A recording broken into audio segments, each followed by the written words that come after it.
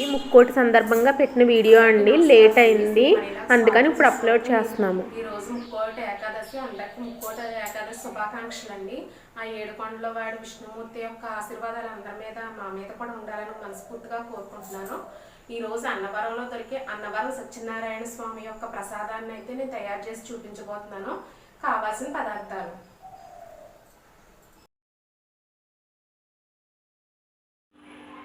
ఎర్ర గోధుమనాక దొడ్డు రవ్వ అండి, అది బర్ఫీ రవ్వ అంటారు, కొంచెం లావుగా ఉండాలి. ఆ రవ్వ ఒక గ్లాసు, పంచదార ఒక గ్లాసు, బెల్లం నల్ల బెల్లం దొరికితే తెచ్చుకోండి, నాకు తెల్ల బెల్లం దొరికింది.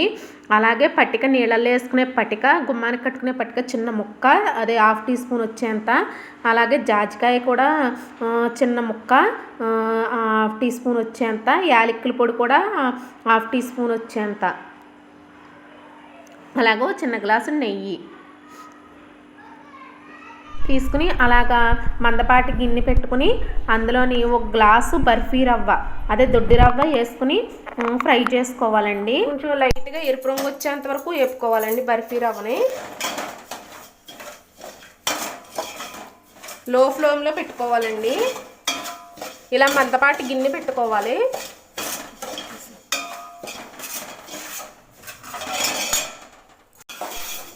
ఇదిగోండి 10 నిమిషాలు వేపితే ఇలా తెలుపుగా వస్తుంది, పైకి లోపల ఏగిపోయి నూక ఇలా తెలుపుగా తెల్ల కలర్ వచ్చింది చూసారా, అలా వస్తుంది. వచ్చిన తర్వాత ఇది ఒక దాంట్లో ఒక గిన్నెలో తీసేసుకుని దీంట్లోని 3 గ్లాసులు నీళ్ళు వేసుకుని మరగబెట్టుకోవాలి.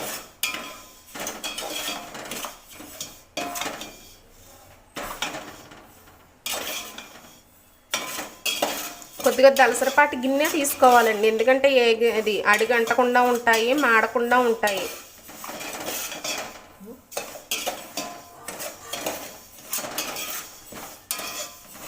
ఇలా తిప్పుకుంటానే ఉండాలి.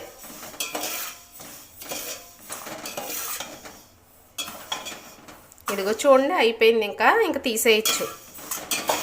సాల్ తీసుకున్నాను కదా, ఒక సాల్కి 3 సార్లు వాటర్. 1 2 3 ఫాస్ట్లో పెట్టి మరగనిచ్చుకోండి. జాజికాయ పట్టిక చూపించాను కదండి, అవి మెత్తగా నలుపుకుని ఉంచుకోవాలి. అనుకోండి అలా వాటర్ మరిగింది కదా, ఇదిగో నూక ఇలా తెలుపుగా భలే చక్కగా వచ్చింది చూసారా. ఇప్పుడు దీంట్లో వేసేసుకుందాం.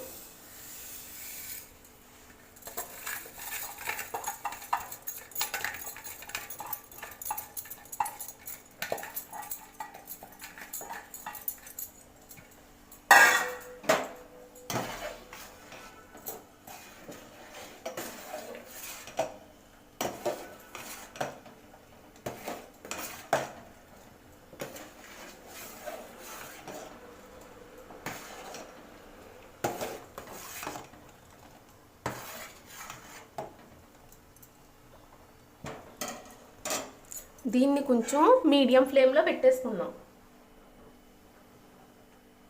మీడియం ఫ్లేమ్లో పెట్టుకుని మొత్తం క్లోజ్ చేసుకుందాం.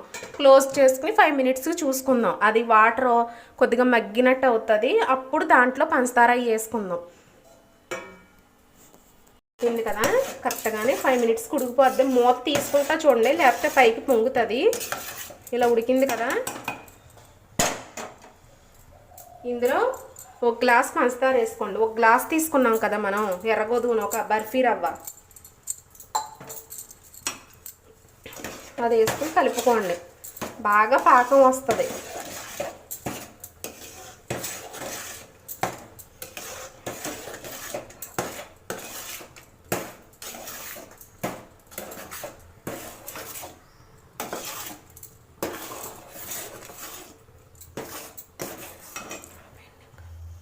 ఇదిగోండి ఈ పాకం ఇలా దగ్గర పడేదాకా, ఇది బెల్లం పంచదార వేసాం కదండి, పంచదారదే పాకం దగ్గర పడేదాకా తిప్పుకోవాలి. దగ్గరే ఉండాలి మనం ప్రసాదం చేసేటప్పుడు మాత్రం.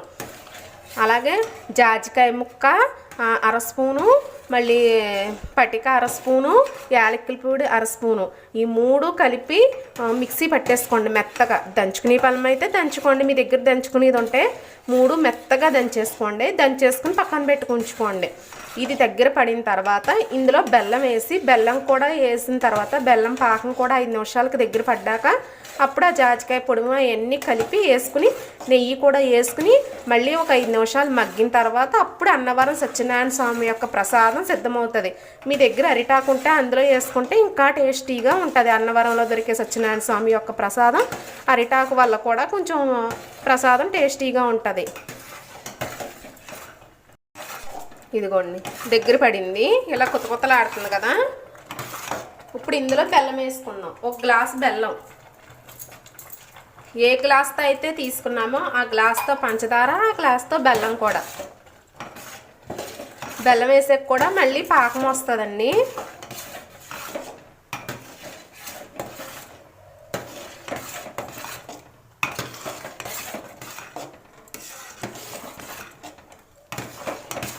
ఇది అన్నవరంలో దొరికే అన్నవరం సత్యనారాయణ స్వామి ప్రసాదం.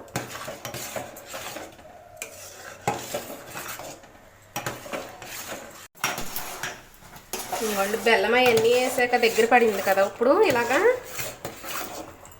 ఇందులో జాజికాయ పొడి, యాలక్కుల పొడి, అలాగే పటిక 3 కలిపింది కూడా వేసేసుకోవాలి. వేసుకుని ఒక 5 నిమిషాలు తిప్పుకోవాలి కలిసేంత వరకు.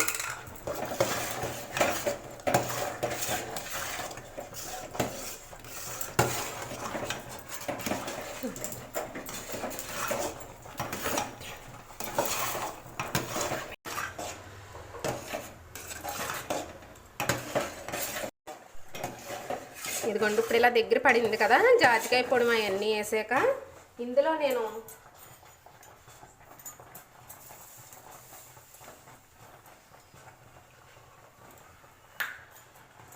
చిన్న గ్లాసుడు నెయ్యి వేసుకుంటున్నాను.